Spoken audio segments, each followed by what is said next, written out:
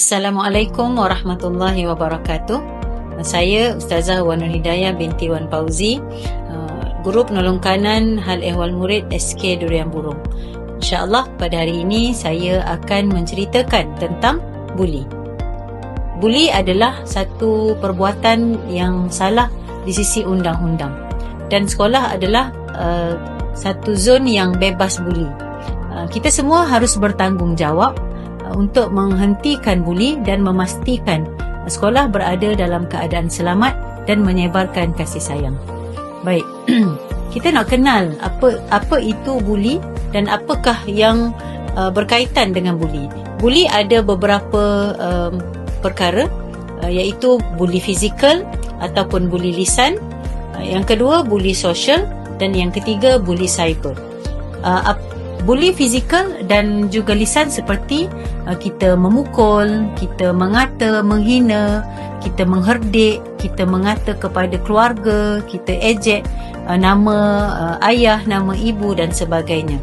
Manakala buli sosial adalah seperti kita pulaukan mereka. Ya, seseorang budak dia pulaukan kawan dia, tak nak berkawan. Lepas tu dia hina, dia ejek, dia sebut tentang kelemahan-kelemahan fizikal dan sebagainya. Manakala buli cyber adalah buli yang berlaku di media sosial. Baik, di sekolah kita mengamalkan sifar toleransi, ataupun kita selalu sebut apabila berada di dalam perhimpunan, perjumpaan, kita kata apa? SK Durian Burung sifar buli. Buli di SK Durian Burung sifar. Jadi kita sangat mengharapkan agar sekolah kebangsaan Durian Burung adalah sekolah selamat dan sifar buli. Setiap murid harus berasa selamat berada di sekolah dan berhak untuk merasa aman apabila berada di sekolah. Baik, jika anak-anak berasa dibuli ataupun menjadi mangsa buli, jangan biarkan perkara ini berlarutan.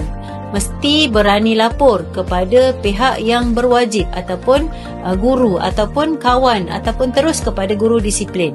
Baik, di sekolah kita ada peti aduan, ya, untuk murid-murid melaporkan sebarang buli yang berlaku. Kemudian kita juga sediakan imbasan kod QR untuk kita laporkan buli yang berlaku, dan juga untuk di peringkat KPM kita ada portal KPM dan juga talian kasih.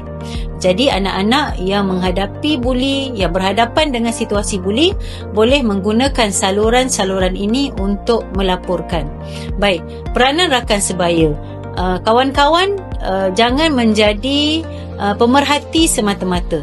Ya, kawan-kawan yang melihat kawan-kawan lain dibuli harus melaporkan segera apabila ada rakan-rakan kita yang disakiti ataupun dipulaukan dan sebagainya. Jadilah murid yang bertanggungjawab, yang penuh dengan kasih sayang, yang ada empati dan juga prihatin kepada kawan-kawan. Baik, seterusnya amalan rohani dan doa di kalangan anak-anak. Kita perlu sentiasa melakukan ataupun memohon perlindungan daripada Allah Subhanahu Wa Taala, ya, kepada orang-orang yang melakukan kejahatan, yang membuat perkara-perkara buli ini, supaya kita dijauhkan daripada mereka.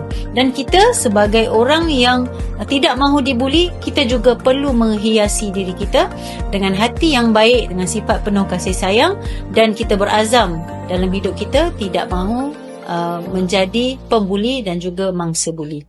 Jadi insya-Allah Ustazah harapkan agar SK Durian Burung menjadi sekolah yang selamat untuk anak-anak, selesa, aman dan sifar buli, insya-Allah. Sekian daripada Ustazah Penolong Kanan Hal Ehwal Murid SK Durian Burung bersama dengan unit HEM bahagian disiplin dan juga kaunseling, insya-Allah. Sekian, Assalamualaikum warahmatullahi wabarakatuh.